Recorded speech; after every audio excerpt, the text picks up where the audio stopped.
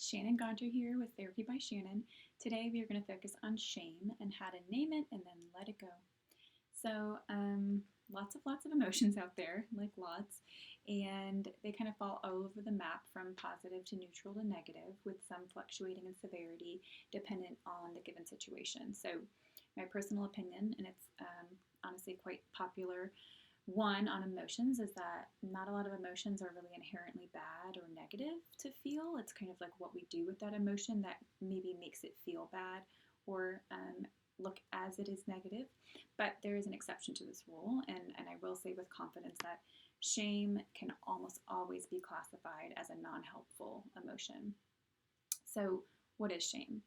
We hear it from time to time, and honestly, a lot of people confuse shame with guilt, and it can really get tricky to differentiate between the two sometimes. Like, what is shame and what is the difference between shame and guilt is actually the top Googled items when it comes to shame. So, before we kind of get going in this video, I do want to clear some things up on those two definitions of what that looks like. So, typically, guilt is feelings of deserving blame, especially for imagined offenses or from a sense of inadequacy, where shame is a painful feeling of humiliation or distress caused by the consciousness of wrong or foolish behavior.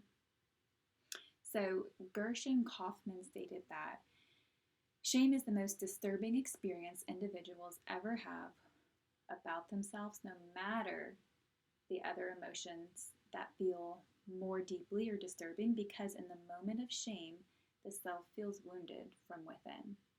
Therefore, the kind of difference is shame is the focus on self, guilt is the focus on behavior.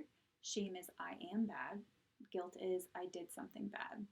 And that kind of came from the fabulous Brene Brown. So from here on out, when I talk about shame, I'm not talking about anyone actually doing anything wrong. I'm talking about the feelings and thoughts that somehow we are wrong, that we are defective, that we are inadequate, not good enough, or maybe not even strong enough. So, to break it down a little bit more, let's walk through kind of some of the most common ways that we as humans experience shame. So, kind of number one, I'd say, is withdrawing. So, when we withdraw from people, it kind of seems to be the most common response to shame. When you feel rejected or humiliated, you may begin to isolate yourself from connecting with others to avoid running into this feeling again. In the moment, this may look like slumping your posture or avoiding eye contact, kind of lowering your head.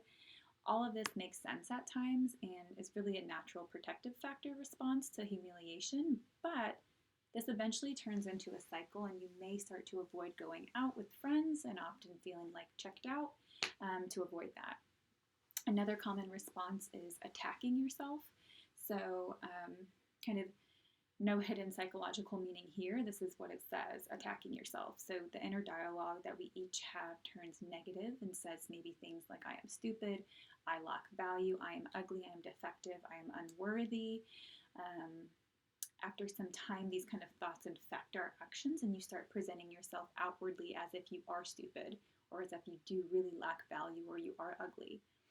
Um, and then also like lacking balance. So by avoiding, you can kind of like doing more of or overdoing. So kind of some examples of avoidance would be like you don't like experiencing all these negative feelings. Simple solution seems to just kind of turn them off, right?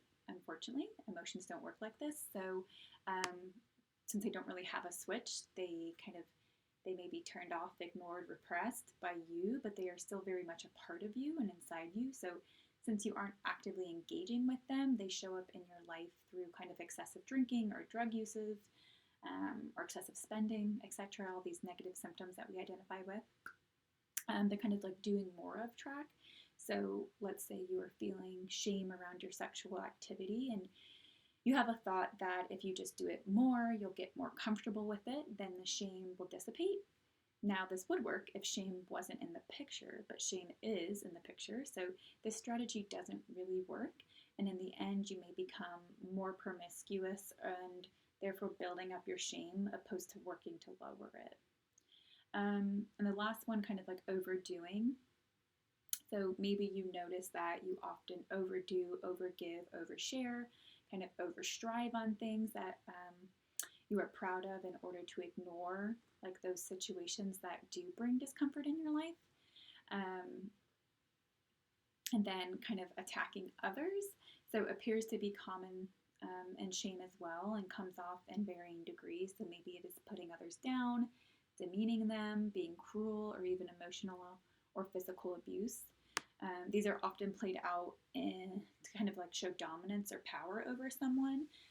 So it's kind of like since you can't handle it on your own or kind of take the power over your feelings of shame, you put it off on someone else.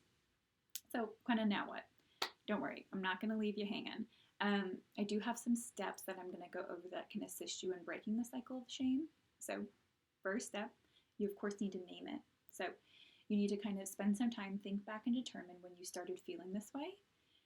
A good way to do that is kind of assess your body experience, like kind of like how your body experiences shame and process those feelings. So either doing it alone or with a licensed counselor.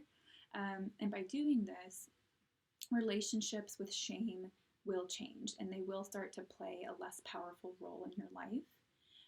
And so after that, you're going to want to set realistic expectations for yourself. So you need to recognize your physical, emotional, cognitive kind of restrictions and plan accordingly to that. So though it's kind of good to do it on your own and research and read blogs, you may not find relief there. Given that shame starts in infancy and gets built on throughout our entire lives, there's usually a lot of items to dig through, and most people do see best results in dealing with dissipating that shame with assistance from a mental health professional. In step 3, you want to tell the world. Not really. I mean, if you want to, you can. But what I mean is you need to talk to someone who will understand and not cast judgment on you.